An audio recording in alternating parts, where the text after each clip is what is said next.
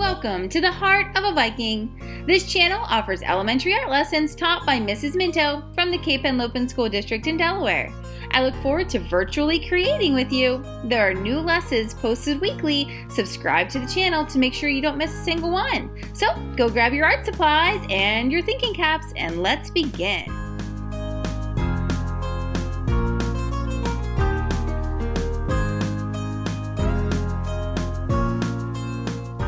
Hello artists and welcome back, and today we're going to be making a secondary colored flower, and we're going to do it hopefully in a super creative way. I'm really excited to share this with you, so let's just jump right on in. Alright, so I need you to start with a white piece of paper. I have out some old newspaper because I'm going to be painting. If you don't have paint at your house, then you do not need to not do this project. You can totally do this with markers or crayons or colored pencils or any other kind of paint that you might have if it's different than mine.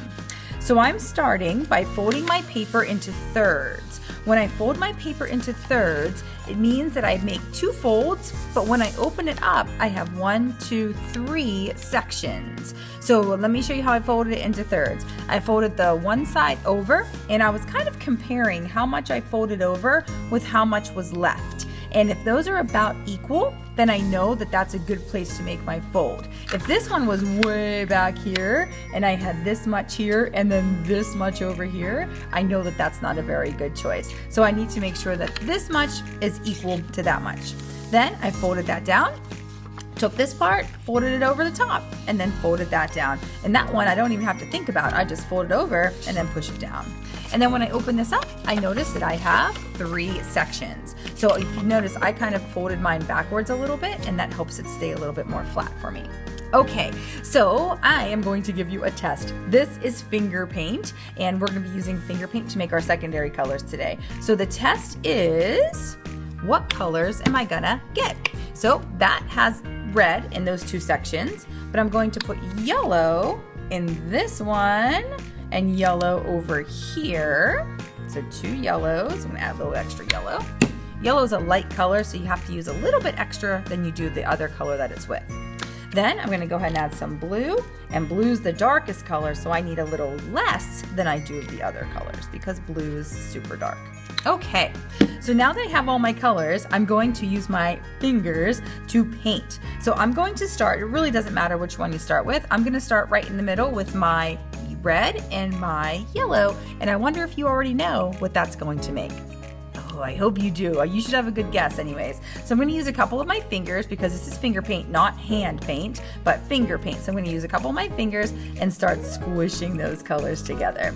And when I do, I'm going to start mixing round and round and round. So the red that I have here is going to be a super dark red. I use a lot of red in my, when I first put my petals out, and not a whole lot of yellow. So this is going to be more of like a red-orange color, but that's okay. As long as it's some kind of orange, then I did a perfect job. All right, so that looks really good. What a beautiful red-orange color. Now, I have some choices. I can either leave it just like this, or I can tap my fingers and make it so it has like a lumpy texture to it if I want, or I can turn my hand over and scrape with my fingernails, which is my favorite technique, to make some of the paint get scraped off and it reveals some of what's going on underneath on the paper itself. I just don't want to do this too much or else I start scraping the actual paper and I'll put a hole in it. So I do it a little bit and then I stop. Okay, when you're all done, your fingers are going to have those colors on them, and I don't want those colors in my other spaces. So I'm going to be sneaky. I'm going to open up my newspaper. Let me move this for a second. Open my newspaper a little bit, rub my messy fingers in here, and get most of the paint off. Close it back up. Oh my gosh, that was so sneaky. And then move on to another color. I think I'm going to go with the blue and the yellow. So holding my paper still, I'm going to start mixing together the blue and the yellow. Mixy, mixy, mixy. Oh, beautiful. So this time, instead of scraping, I think I'm just going to use my fingers and press a little harder. So I'm not using my nail, I'm using like the flat part of my finger here and just kind of pressing to make some fun lines in this one. What a fun green. I love it. Okay, done with green. Open my little secret back up over here. My little secret. Wipe my fingers just a little bit. That doesn't all have to come off. Okay, there we go. All right, next one, my red and my blue. Oh my gosh, that is such a beautiful purple. I think purple wins today. I think I did a great job of planning out how much blue and how much red to use, because sometimes if you use too much of one and not enough of the other, it doesn't look quite as good. I am loving my purple today, and I think I'm gonna leave it kind of smooth with a little bit of those texture taps I was showing you at the beginning. There we go. So the hard part, ladies and gentlemen, we have to just let it dry. So I'm gonna put this aside, I'm gonna wash up my hands. As soon as it's dry, I'll be back to show you the next few steps.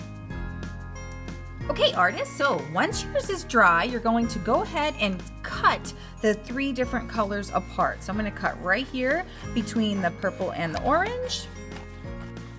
And then I'm going to go ahead and cut right here between the orange and the green. Okay, so now I'm going to go ahead and flip all of them over. 1, 2, 3. Okay, so I have created for myself a little petal shape. I just touched a little bit of wet paint. No big deal, it's okay. All right, so I've created for myself a little tracer here that is the shape of a petal of a flower. And I made it so that it was the same size when I laid across like this as my color that I just made, my 3 secondary colors. So I made it so it fits across.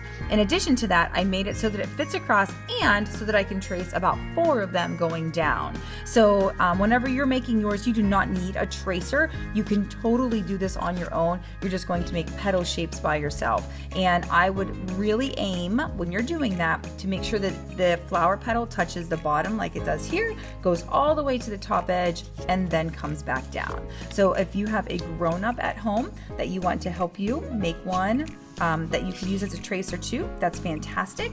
Or you can just draw them all and they could be, each of them will be just a little bit different, and that's okay.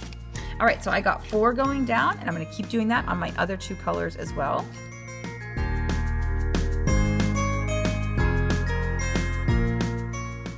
All right, super duper. Okay, and then it's as easy as cutting them out. You can also cheat if you want to do a little bit of double cutting. You can also do some double cutting. I'm going to do each color separately because I want to try and stay on my lines as best as I can. Now I'm also going to save my scraps down here because I like to make some mini petals out of those scraps later. So I'm just going to put them in a big old pile right now, all the different scrap colors together, and then I'll come back to them in a little while.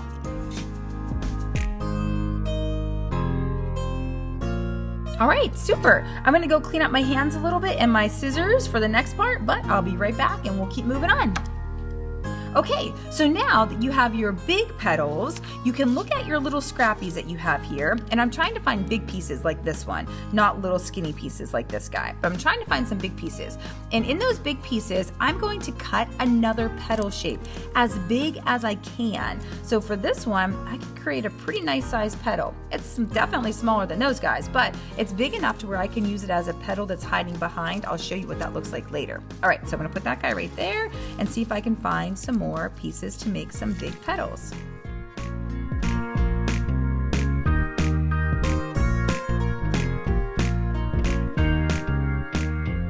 Okay, I think that's about all I can make of those. I'm gonna go ahead and get rid of my scraps, clean up my hands a little bit, and then I'll come back and we'll move on to the next part. All right, here we go, moving on. So now I have a large green paper. That green paper is going to act as my grass or leaves that are behind my flower. This brown part is gonna act as the center, and I picked brown on purpose. I almost picked yellow for us because a lot of flowers do have a yellow center. However, I remembered that all the secondary colors that we just made, the orange, the green, and the purple, we use the primary colors to make them. Red, yellow, and blue. Now, I don't know if any of you noticed this, but did you happen to notice what red, yellow, and blue make if they accidentally all 3 mix together? Oh, that's right, they make brown. So if I am thinking about that correctly, using brown in the center is a great choice because then that will help me remember that if I ever mix all 3 of those colors together, I am going to get brown. All right, so now what I'm going to do is I'm going to do a couple of different things. I'm going to use some green to make some texture on my background. Oh, I think I might have picked the lighter green. Let me find a darker green. All right, that's better. So I'm gonna make this look like grass. If you'd rather this look like leaves, you can draw leaf shapes and color them in, but I'm gonna go with grass. Let me move my brown for a second. And I'm just gonna make this texture all over. Actually, crayon works even better than my colored pencil. I just happened to grab a colored pencil. And I'm just making quick, short little lines, like I have the texture of grass all over here.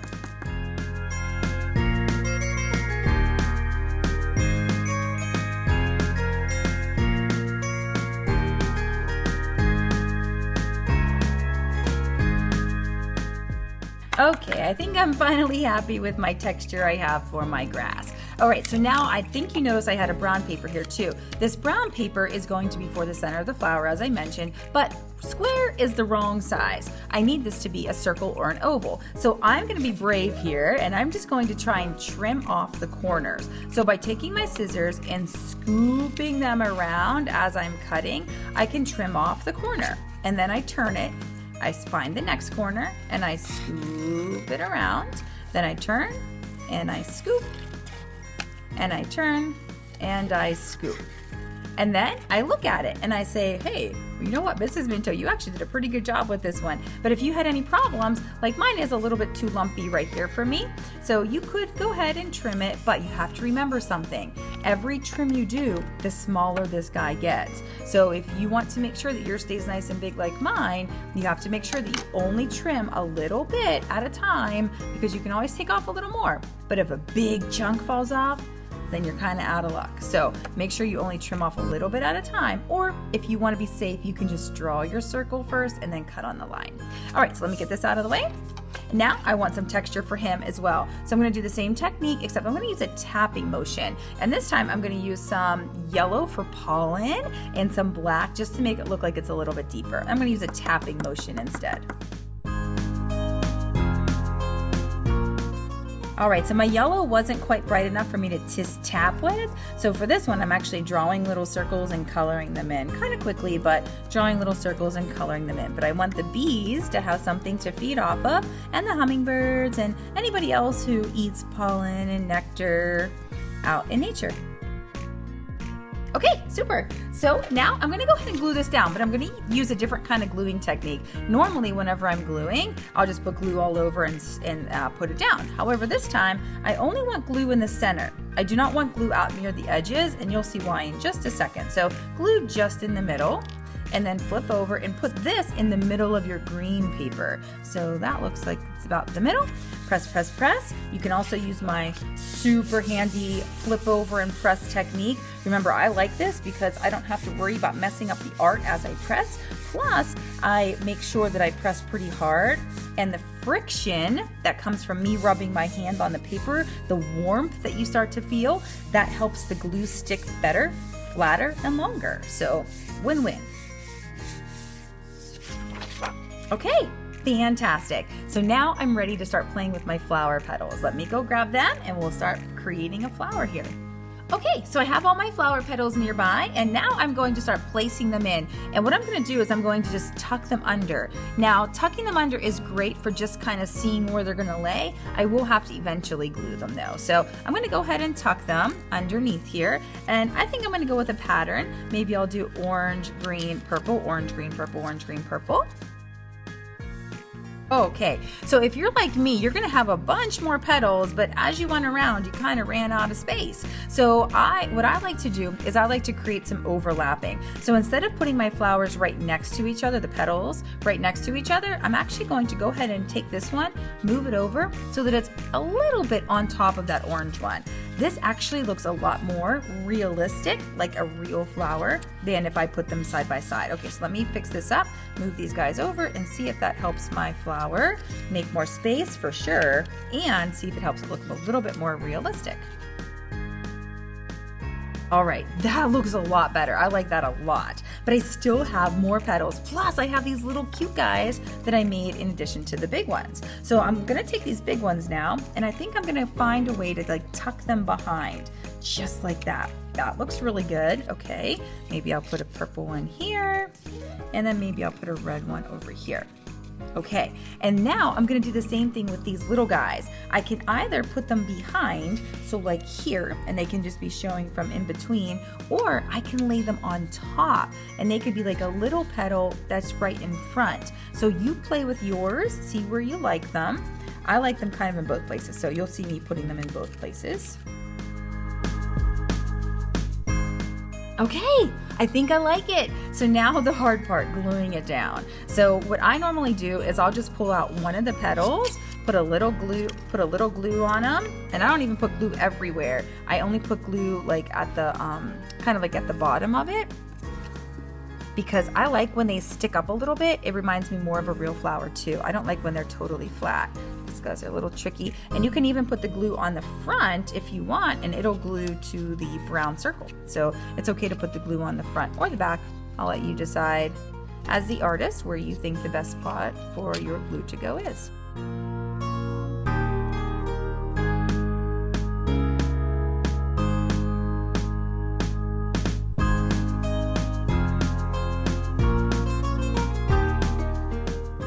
Okay, artist, I'm gonna put my glue to the side.